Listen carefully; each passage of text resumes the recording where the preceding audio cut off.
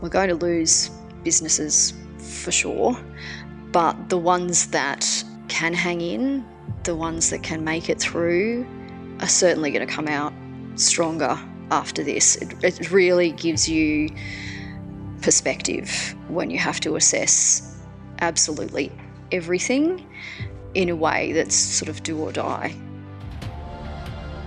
This is the Deep in the Weeds podcast. I'm Anthony Huckstep. The pandemic has put our lives on hold. Some with plans to open new venues, to take a holiday, begin new adventures, have had to rethink their lives, contemplate the costs, and find a way to adapt to uncertain times. What happens when one of the biggest moves of your life is put in jeopardy and you're thrust into a journey you'd never planned for? Danielle Gjestland is the owner of Wasabi in Noosa, Queensland. Danielle, you'd closed the restaurant and we were about to leave to fly to Japan, and then a pandemic landed. Can you tell us about that moment? Sure. It was pretty strange and emotional and confusing. We had, as you said, planned to move to Japan, to be there, in fact, no later than the 1st of April was kind of the D-date. And a little pandemic just happened along right smack at the wrong time. Not that there's ever a good time for a pandemic. So, yes, Wasabi was wound down. We were... before everything started going sideways, in conversations with people about, being able to hand that over as an ongoing business, which is what, the ideal situation would have been. But then when that fell through, we decided to close it down anyway, and had still hoped to get to Japan, and we're just going to work out what was going to operate from that space. If I wasn't there, it wasn't going to be really possible for it to run without me. So, yeah, all things changed, and here we are still. What drove the plans to move to Japan? What were your intentions with that move away from Queensland? Yeah, so I've had Wasabi for 17 years, which is a long time by any measure. And my husband doesn't work in the industry, and he had turned down other jobs in the past so that I could continue doing what I was doing with Wasabi and continue advancing it. I hadn't, at the time that these other positions had come up, hadn't ever felt like I was done. I still felt like there was more things that I wanted to do or create or change or improve on. But when this came up, he sort of said, well, look, it is Japan and it has been 17 years, so maybe it's my turn. It wasn't wrong. There's not really much you can say to that other than, sure, you're right, that's fair, let's go. So he's actually started work anyway. He's been able to work from home, computer-based type jobs, so it hasn't been too much of an issue. And the other part of the team that was already in Japan they're also having their own coronavirus issues, of course, as is the rest of the world. So they're also working from home. So it's fine for now, and we still plan to go. I'm sure there'll be a level of expectation that once things do ease up, that we will make good on the promise and get there. So, yeah.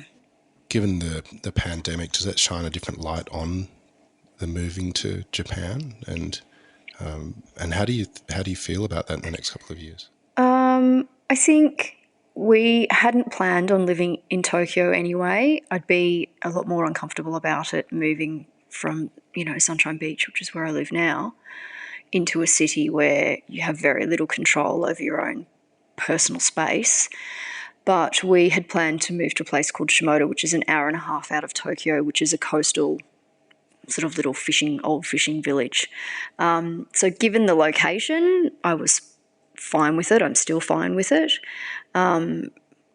We obviously have a big issue, though, in terms of the fact that you can't get insurance during a pandemic. So even though we can't leave Australia, even though Japan isn't allowing anybody in, we still have that hurdle, though, of our own personal health and what would we do if we were living in a place where, we got sick and had no coverage. Like, that's a scary thought. So ultimately, our first priority has to be making sure that we can stay healthy and be okay in that situation. I can't see that changing, in the very immediate future for now. So Noosa's not a terrible place to be stuck, though. You mentioned a little earlier that, April 1 was really sort of the time that you wanted to land in Japan, and the lockdown happened in Australia literally a week before that. And you had the circumstances of a venue that wasn't open, but you still had access to. Was there thoughts immediately to activate that space, or what happened during that period? Yeah. When I realised I couldn't go, I've not been ever very good at sitting on my hands, but we did still need to, do something to activate that space. And at the time, because we'd sort of gone through this wind down process already, I, went back out to all of the staff. Many of them had other jobs lined up, which then fell through, or had planned to move towns. Some of them had planned to, just find another job. As we all often think in this industry, it's like, I'm good at what I do, I'll just find another job. Which obviously that circumstance became very different from our normal reality. So what I actually did was, instead of being my sort of front of house home, decided that I would get into the kitchen. And so I wrote and designed a takeaway offering, which was sort of like a giant bento box, 7-course degustation thing that we did. Yeah, it was lovely. It was so rewarding to do it. We called it the wasabi concept, which is a Japanese word that sounds similar to wasabi but means sort of like the idea of finding some beauty in something that's fundamentally imperfect, which certainly the circumstances we were in were imperfect. So it seemed pretty apt. And it was great. It was really well received. It was not cheap. It was $120 for a couple, so for 2 people. So it was certainly not the least expensive option in town. But we had so many of our regulars come out and support us through that. It was amazing. It was really rewarding. It was really good for the team that did come back to be able to have that as well. It was wonderful. It was really good. What was it like for you to jump into the kitchen, having sort of really tread the boards in the front of house and running restaurants? Yeah. It was like really time to put my money where my mouth is, I guess. I'd had a head chef the entire time, been heavily involved with menu concept and design, but the buck had not stopped with me when it came to putting food on the plate. So that's a really different position to be in. But I did really enjoy it. Obviously, making takeaway is not the same as doing a full service, so I couldn't begin to compare, that to what we were doing. But I did really enjoy the process of doing it, and the creativity of it, and the physicality of it as well. It's really different from front of house, obviously, in a million different ways, but still so creative. So yeah, I loved it. It was really good. A decade owning a restaurant is extraordinary given the slim margins, but 17 years is extraordinary. What's some of the secrets to that sort of longevity? I think for me, blessing and a curse, I suppose. I never really felt like I was done. So every year I would sort of sit down and think, what could I do better? How could I make it more interesting? Or, I always had this massive book of ideas, of dish ideas, of service concepts. We had the farm as well, Honeysuckle Hill, which we still have.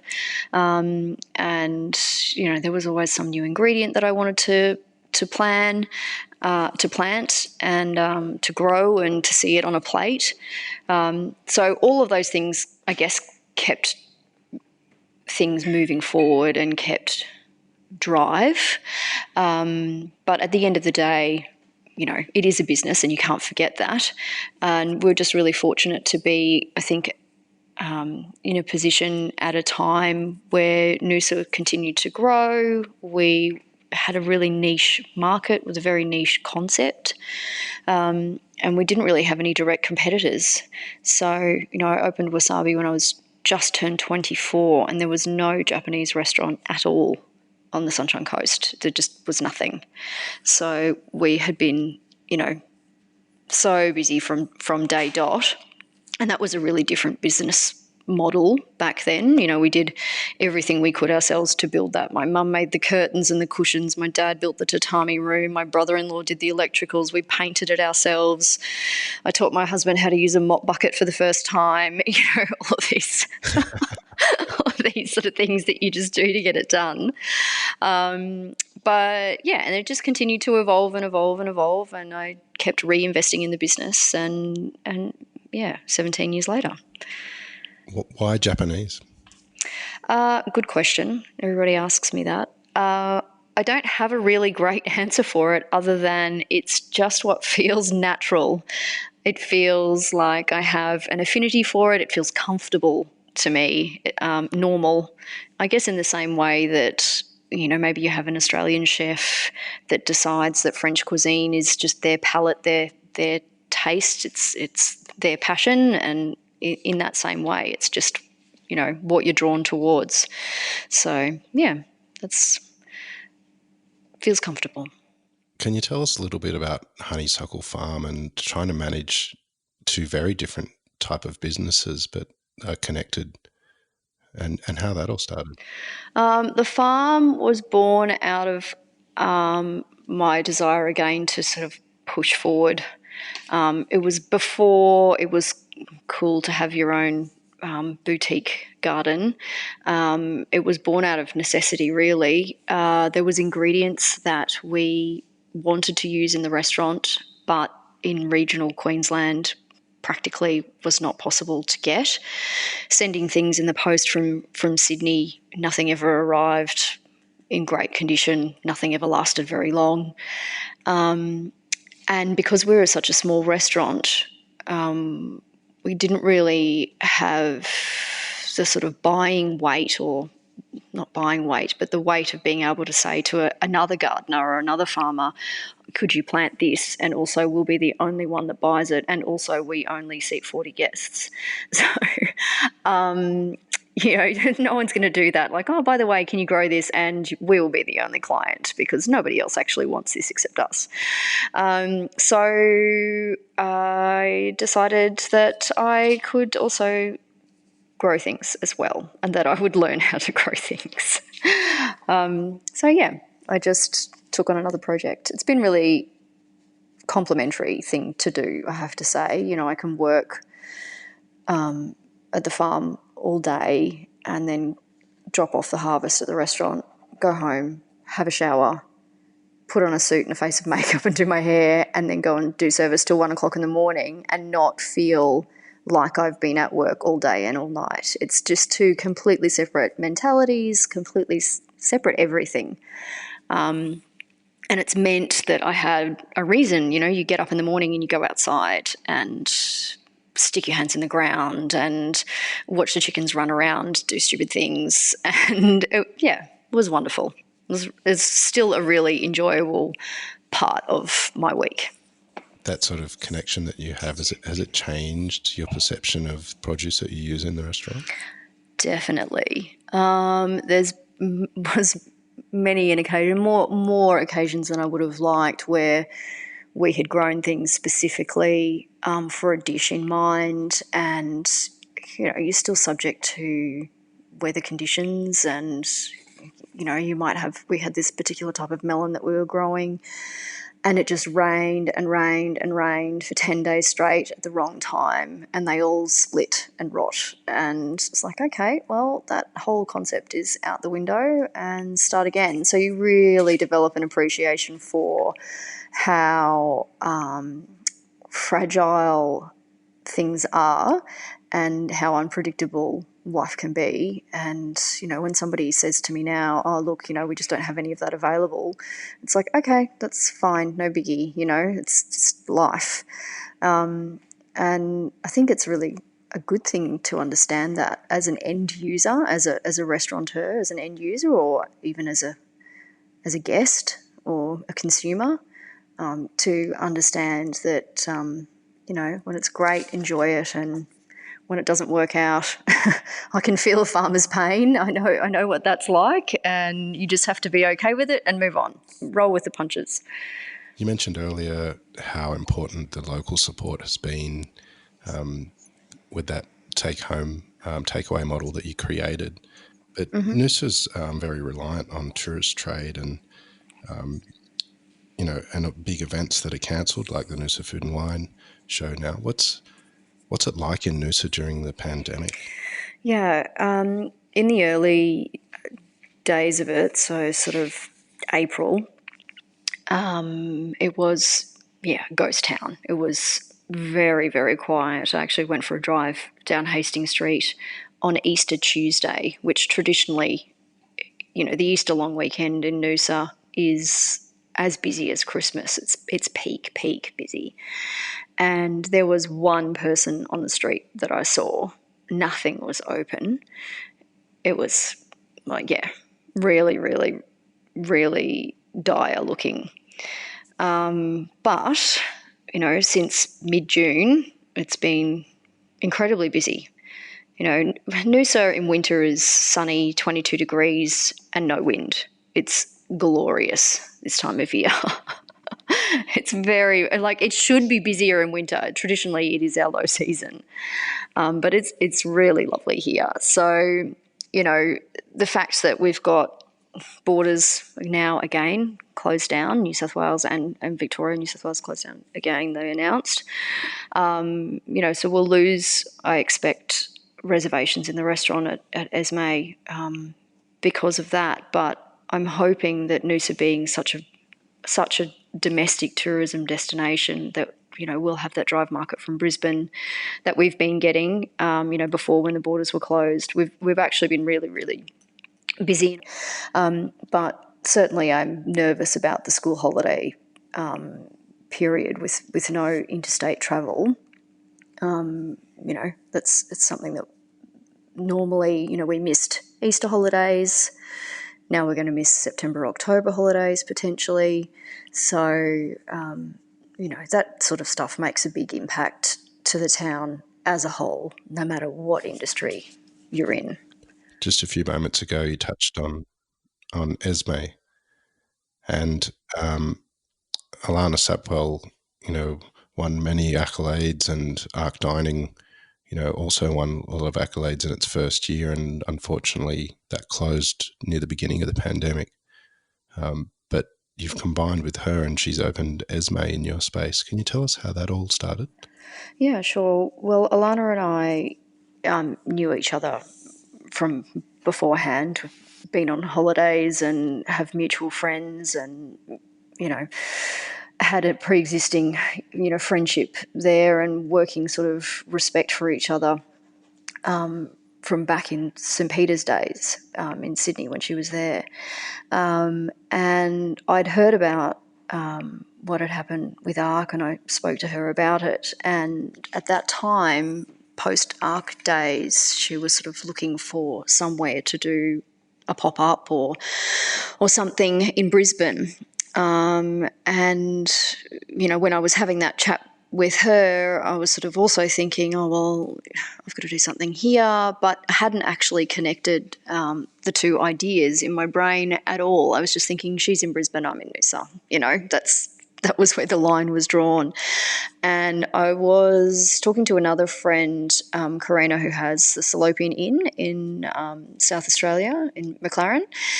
And she sort of said to me after me saying, oh, I need to open up something else. I don't want it to be Wasabi and I don't want it to be a lesser version of Wasabi. I, in fact, don't want it to be Japanese. I don't want someone to go there thinking they're going to experience what we were I just felt like, I don't want to create something that's false, that's not 100% of what it could be. And ultimately, I'm still going to move to Japan. So whatever I open has to be something that, isn't what it was, quite clearly and obviously making that statement.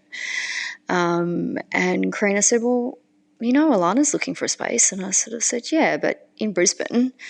And then I sort of quickly went, hang on a minute, I'm hanging up, I'm calling Alanna now. So I rang her and said, how would you like a waterfront restaurant in Noosa instead? So that's, how it came about, essentially. She was looking for a space and I had one. Can you tell us a bit about the restaurant? What you said you didn't want something that was anything like Wasabi, but what is Esme? Yeah, so Esme is modern Australian cuisine type, so certainly not Japanese. It has this kind of nostalgic twist that is so very Alanna, which is great. Very approachable, relaxed, fun. Not that Wasabi was not fun, but I just think, given the times, just really at the right price point as well, comfort level for what people want. They want something that feels delicious but like being at home and well taken care of. So I think she's nailed it with the brief, and people are really, really enjoying what she's putting on the plate. The restaurant itself, it's a waterfront restaurant. Structurally, it's still the same. The banquettes are still in the same places, etc. The ceramics and all those bits and pieces are still all there. But we're just styling it in a different way, using a lot of the camphor laurel wood pieces that I had in the restaurant, to give it this sort of very Australiana kind of feel. And we did already have sort of sagey green velvet banquettes and cushions. So without changing much, we've changed a lot, if that makes sense. It does feel different. How involved are you with the restaurant compared to running Wasabi? It's very different. I'm still doing, spending time at the farm and managing that. Alanna had been doing the harvest with me. She'll have her first lone harvest on Tuesday, which I'm a little bit nervous about, but I'm sure she will be fine. I'm still doing service there, so I'm still there. We're doing 4 nights. It's Wednesday through to Saturday, and then the long lunch on Sunday. But it's very much Alanna's concept, so it's very much being driven by, her sensibilities rather than mine. I'm just there as a skilled set of hands to help execute it. That's all. So yeah, it's been interesting. I'm not used to not being, well, this is how I want it, so that's what we're doing. The compromise kind of side of it, or not even the compromise side of it, me just saying that, that's how you want it done, and that's how we're doing it. So yeah, it's been really great actually to work with her. I think that's been one of the good things that's come out of this sort of mess, is that I've got that experience. I really did do the same thing, my own version of it, tweaked or not, for 17 years straight. So this is a completely different concept. The fact that bread is served, that there is, cutlery, not chopsticks, it's just a completely different style of service. So I'm certainly learning from her. And I hope, I can leave a little bit of my 17 years of front of house experience with her in return. How has the experience been? Has it been challenging or a relief to not have your hands in so many pies in regards to the restaurant? No, I don't think it hasn't been challenging. I think it's just been different. I think I still turn up every day with the same level of passion and the same idea in my mind that I want, the execution of the evening to go well. Ultimately, we all want happy guests. We want to provide that experience for people that by the time, they're leaving at the end of the night, they've had a little moment in time where they didn't think about the reality of what's going on outside those four walls. They could just relax and enjoy the experience. So none of that has really changed very much for me. It's, a little bit weird for me to be working in a room that I've designed from scratch myself, and a room that defined me as well, but then running with a different operator. It's a little bit, mentally challenging, but at the end of the day, I think we all just still want the same thing. We want the guests to have a great experience, and that's what we're striving for. It's been really lovely to see familiar faces in the dining room, and some of my front of house team that were at Wasabi that also did the pop-up, also did the wabi-sabi concept with me, are still with Esme as well. So that's great. They're working relationships that I've had for years and years and years. Over the years, there's been a few pop-ups that turn into bricks and mortar full-time restaurants. Is that on the cards for Esme, or do you think it'll remain as a pop-up? I don't know. Alanna's certainly holding her cards very close to her chest with regard to that. She certainly does, like as you would, I guess. She certainly does want her own restaurant. Yes, for sure. And that's part of the goal of doing this pop-up and putting herself out there and saying, hey, I'm here and this is my opinion and this is what I think about, how a restaurant should be and how it should look and what feeling you should have when you join us for dinner. So yeah, 100% part of the point of this experience is putting herself out there, but without experiencing any of the setup costs, which has been something that I've been able to do for her because everything was already there. So other than sort of the perishables and consumables, she hasn't had to go through that process, which is a pretty unique opportunity, I suppose, for a chef to be able to walk in and do that. So if anybody's listening, I'm sure she would love a phone call about setting herself up. It would be great for Noosa, of course, if Alanna could stay. It would be amazing for the town to have somebody of that calibre running, a restaurant in such an iconic location, on the iconic Noosa River. It would be amazing. I won't be here to see it, but I think it would be wonderful for my old guests to still have that as an option, and for visitors and holiday makers to have this beautiful, beautiful location in the hands of somebody who really does know what they're doing. Your restaurant's won many awards, and you've personally won awards as well over the years. But how are you feeling about the industry at the moment, given the pandemic and the impact that it's had? Do you think restaurants will change moving forward? It's really hard to say. I think, we're definitely going to get through this, of course. It's going to be tough, though, particularly with no international travel at the moment. And then you've got the ending of JobKeeper, which is sort of imminent. It's coming. It's going to happen at some point. Domestic tourism is going to be a really big deal for us now, particularly for regional Australia, of course. But also in the cities, we all need to get out and about and support each other where we can. With New South Wales and Victoria now both closed off again, I think we're about to see what that really looks like when we're in full operation. But we've got to be realistic. I think we're going to lose businesses for sure. But the ones that can hang in, the ones that can make it through, are certainly going to come out stronger after this. It really gives you perspective when you have to assess absolutely everything in a way that's sort of do or die. And lots of people have changed their offerings in a way that's actually more appropriate than what it was. So I'm hoping that, being able to have a reason, a justifiable excuse, not for want of a better word there, but to say, you know what, this is how we have to operate and this is our menu structure, and whether that's a set menu or a more limited offering, slimmed down options, slimmed down wine lists, however that works out, I think there'll be significantly less pushback when a business just says, this is what I have to do, and hopefully you like it.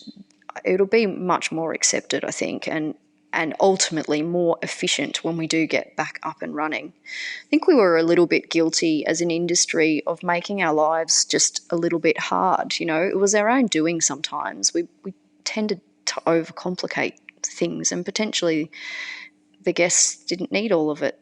So it'll be interesting to see. You know, perspective is a wonderful thing. I know the move to Japan is for your husband's career, and a move finally for him after 17 years. But would you be opening a restaurant in Japan? Is that something that you've considered? It's not on the cards immediately. It's something that I would like to do, but first I need to be able to read an invoice with kanji on it before I can open a business. So short term is we're trying to buy a piece of land in the town that I mentioned before, Shimoda. And that would mean building a new house and setting up the infrastructure that I have at the farm at the moment here. So I definitely still want to have that part of my life. And then later, after a bit more extensive language study, and I also am hoping to sit my next level of my sake sommelier exams while I'm there, which I was hoping to do this January, but now I feel like that might be not happening. Then, after all of that, ultimately, I would like to have a little 8-seater restaurant. The town, Shimoda, is a seasonal town, so it's a lot like Noosa, say, 50 years ago, but functions in the way that seaside towns operate in Europe. You know, they're really, really busy in the summer, and then in winter there's just no one there. So because of that, you have these sort of seasonal businesses. So, yeah, it would be amazing if I could get to the point where I could open up something that, operated 4 months a year, peak season, and then that would give me the freedom in the wintertime to travel around and experience the countryside and, do other research. So, yeah, one day, fingers crossed, hopefully. That sounds extraordinary, and it's I think international travel is something we're all yearning a little bit at the moment, and hopefully it's sooner rather than later. Danielle, you've been amazing. Thank you so much for sharing your story, extraordinary as it was. Keep in touch, and hopefully we visit Japan in the next 2 years and a little 8-seater restaurant. That'll be amazing. Yeah, I'm looking forward to the future of that being possible. Still have a lot to learn between now and then. Thanks very much. Talk soon. You're welcome. Thanks. Bye. This is the Deep in the Weeds podcast. I'm Anthony Huckstep. Stay tuned as we share the stories of Australia's hospo community, suppliers and producers in search of hope during this pandemic. Special thanks to executive producer Rob Locke for making this all happen. Follow us on Instagram at Deep in the Weeds Podcast, or email us at podcast@deepintheweeds.com.au. Stay safe and be well.